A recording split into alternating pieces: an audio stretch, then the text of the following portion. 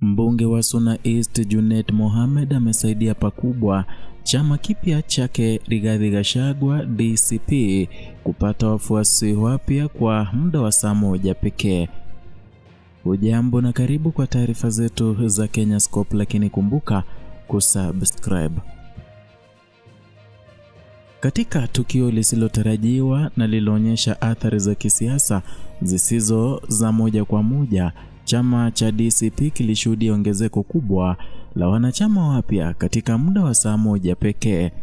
Kulingana na wakili na mchambuzi wa masuala ya kisiasa Wahome Thuku, kati ya saa 10 jioni na saa 11:30 chama hicho kilisajili wanachama wapya wapatao 1032 kupitia mfumo wake wa kidijitali na usajili. Kwa mujibu wa Thuku, ongezeko hilo halikuchangiwa na kampeni rasmi ya DCP, bali lilitokana na mjadala mkali ulioibuliwa bungeni na wabunge wa Kenya Kwanza dhidi ya kiongozi wa chama hicho na aliyekuwa naibu rais Rigathi Gachagua. Kikao hicho cha bunge kiligeuka uwanja wa mashambulizi ya kisiasa, ambapo wabunge wakiwemo wale wa upinzani kama vile mbunge wa Suna Mashariki Junet Mohamed walichangia hoja hiyo kwa hisia kali. Kilichoonekana kama juhudi za kumchafulia jina Rigathi Gachagua sasa kimeibuka na kusaidia chama hicho cha DCP hadharani. Kiligeuka kuwa fursa ya kisiasa kwa DCP kupata ufuasi mpya. Thuku alieleza kuwa bunge liliahirisha mijadala muhimu kuhusu masuala ya kitaifa kama vile ufadhili wa mitihani ya kitaifa ili kujadili matamshi ya Gachagua aliyoyatoa karibu wiki mbili zilizopita, ambayo ni matamshi yalikaribia kusahaulika na umma.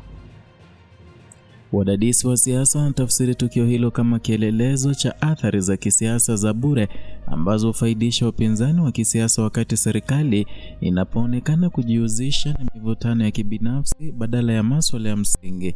Kwa upande wa DCP, mjadala huu ulitafsiriwa na wengi kama ushahidi wa hofu au heshima isiyoeleweka kwa Gachagua, jambo ambalo lilizua hamasa miongoni mwa wafuasi wake na kupelekea usajili mkubwa wa wanachama wapya.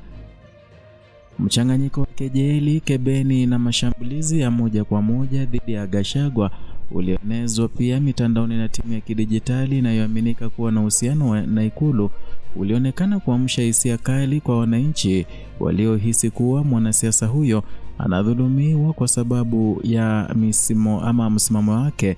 Hali hiyo iliwasukuma wengi kuonyesha mshikamano kwa kujiunga na DCP kama njia ya kuonyesha upinzani wao kwa kile walichokitafsiri kama siasa za kulipiza kisasi.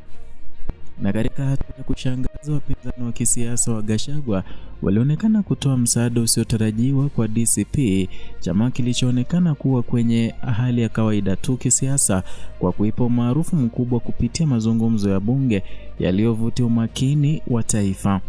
Wachambuzi wanasema kuwa kwa siasa za kejeli dhidi ya Gachagua hazimuumizi kisiasa, bali zinamjengea umaarufu mpya na chama chake cha DCP ambayo alikuwa karibu kusahau sasa inazidi kushamiri. Tukio hili linathibitisha ukweli kuwa siasa ni mchezo wenye sura nyingi, na mara nyingine juhudi za kudhoofisha mpinzani zinaweza kugeuka kuwa chachu ya mafanikio yake.